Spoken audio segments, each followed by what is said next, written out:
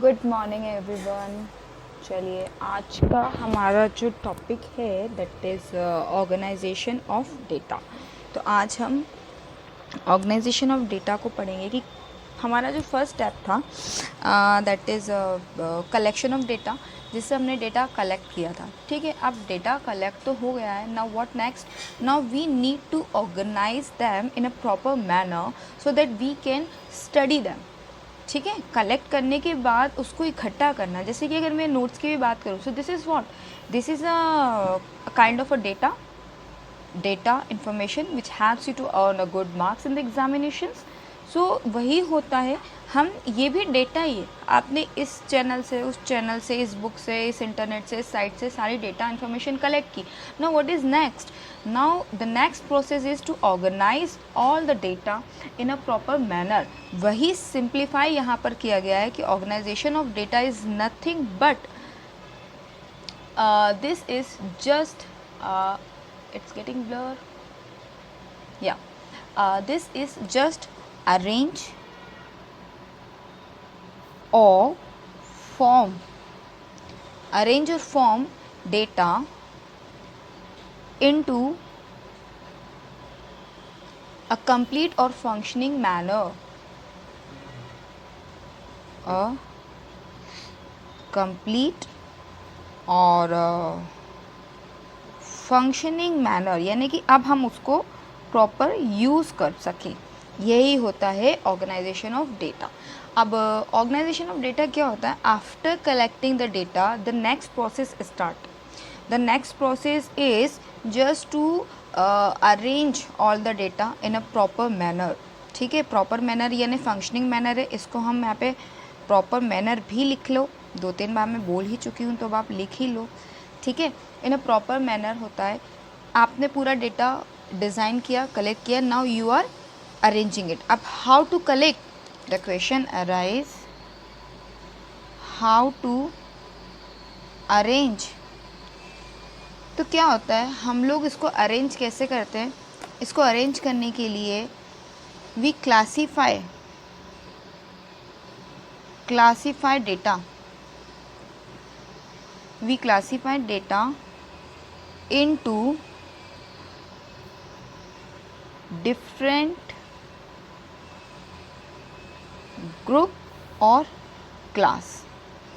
हम इसको according to the उनके ग्रुप्स या क्लास के अकॉर्डिंग क्या करते हैं? क्लासीफाई करना शुरू कर देते हैं।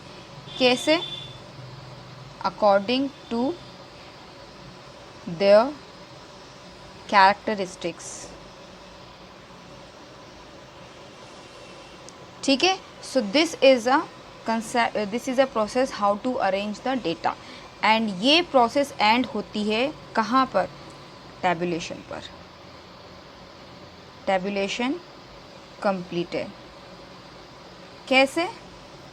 क्योंकि मैंने क्या किया, मान लो मेरे पास कुछ डेटा था, मैंने उसकी क्लासेस डिसाइड कर दी या ग्रुप्स डिसाइड कर दी उनके कैरेक्टरिस्टिक्स के हिसाब से। मैंने 20 to 21 एज ग्रुप यहाँ लिखा, 20 to 25 एज ग्रुप यहाँ लिखा, 26 to 30 एज ग्रुप यहाँ लिखा। अब इस एज ग्रुप के अकॉर्डिंग मैंने डेटा को, इस एज के लोग इसमें आ जाएंगे 1 2 3 ABC, और रोमन में हम लिख सकते हैं 1 2 3 या अबसा। ये हमने क्या किया? इन्हें अरेंज किया है। तो this is all about the organisation of data, जो हम क्लासिफिकेशन ऑफ डेटा के नाम से भी जानते हैं। क्लासिफिकेशन भी इसी को बोलेंगे, because we are classifying here the data, classification of data. ठीक है, अब इसके किस तरह से क्लासीफाइड किया जाता है, क्लासिफिकेशन होता क्या है, इसको हम आगे पढ़ते जाते हैं। चलिए let's continue.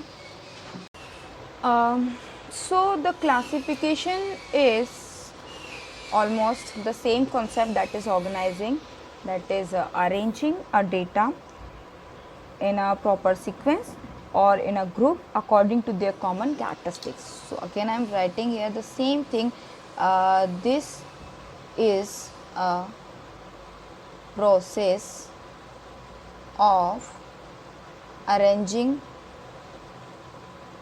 data according to their characteristics. ठीक है, क्लासिफिकेशन इसी तरह की एक प्रोसीजर होती है। कैरेक्टरिस्टिक्स होते हैं कुछ इसके बहुत इंपॉर्टेंट, वो भी हम यहाँ पे देख लेते हैं कि कैरेक्टरिस्टिक्स ऑफ क्लासिफिकेशन क्या है, यानी कि किस तरह से हम क्लासिफिकेशन को कैरेक्टराइज करते हैं। सबसे पहला पॉइंट हो जाएगा इसका, the very first point is different groups.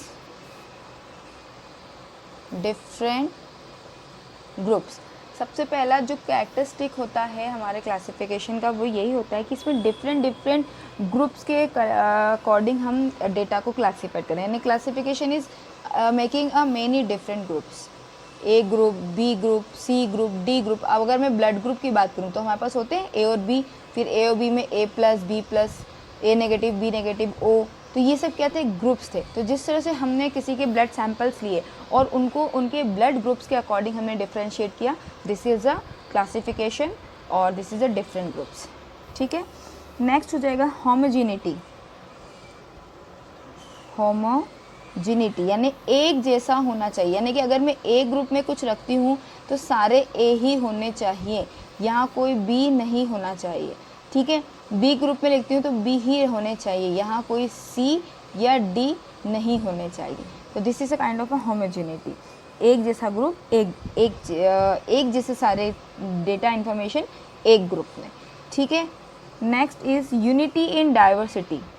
ये तो बड़ा अच्छा लग रहा है बोलने में, यूनिटी इन डाइवर्सिटी बहुत ही पॉजिटिव वर्ड लगता है मुझको ये, कि बहुत डिफरेंट ग्रुप्स है, यानी कि जो मेरा डेटा कलेक्ट किया गया है ये A B C D E ओ, पता नहीं कितने तरह का डेटा इन्फॉर्मेशन मैंने इसमें कलेक्ट किया, बट सबकी अच्छी बात ये है कि हम इन सबका रिलेशन है किससे, ब्लड ग्रुप, यानी कि डिफरेंट डाइवर्सन होने के बावजूद भी इनमें सब में यूनिटी क्या है, ये सारे के सारे एक ब्लड ग्रुप है। ठीक है, तो ये कॉन्सेप्ट भी होना चाहिए कि जो क्लासिफिकेशन हो वो यूनिटी ऑफ इन डाइवर्सिटी रखता है। फिर बेस ऑफ क्लासिफिकेशन हो जाएगा। बेस ऑफ क्लासिफिकेशन कैसा होना चाहिए, बिल्कुल उनके कैरेक्टरिस्टिक्स के हिसाब से होना चाहिए, जैसा भी उनका कैरेक्टरिस्टिक्स है, जैसे भी उनका नेचर है, क्लास है, उसके हिसाब से ही इसका क्लासिफिकेशन है, डिवीज़न होना चाहिए। ठीक है, नेक्स्ट इज सबसे लास्ट है, थोड़ा सा इजी है, ईजीली अंडरस्टैंडेबल। भाई इजीली समझ में आ जाए ना तब तो ठीक है, बट अगर मैं ये एज ग्रुप लिख रही हूँ, यहाँ पर मेरा कन्फ्यूज़न है, 20 से 30 लिख दिया है ना, डैश डैश डैश कर दिया, अब कौन सा किस में क्या था हमें कुछ समझ में नहीं आ रहा। दिस इज़ समथिंग लाइक कि एम्बिग्यूटी होगी, कन्फ्यूज़न होगा, डाउट्स होंगे, तो इट्सा नहीं हो। क्लासिफिकेशन इतना ईजीली हो कि सबको पता चल जाए कि हाँ भाई 20 to 21 एज का ग्रुप ये है, ए ब्लड ग्रुप ये है, उसकी एज ग्रुप 20 to 25 है। ऐसा अगर हम डिफ़ाइन कर दें डेटा को तो बहुत इजीली सब कुछ मैनेज हो जाता है। तो ये थोड़ा सा ऑर्गेनाइजेशन ऑफ डेटा का इंट्रोडक्शन था, जिसमें हमने पढ़ा कि क्लासिफिकेशन होता क्या। आगे हम इसकी मेथड्स, टाइप्स और बहुत सारी चीज़ें, पूरा एक चैप्टर है, पढ़ते जाएंगे, देखते जाते हैं कैसे कैसे क्या होता है, क्योंकि कलेक्शन और क्लासिफिकेशन की मेथड्स भी होती हैं, अभी मेथड्स भी पढ़ना है हमको। चलो करते हैं कंटिन्यू और नेक्स्ट वीडियो में मिलते हैं फिर से, तब तक के लिए बाय।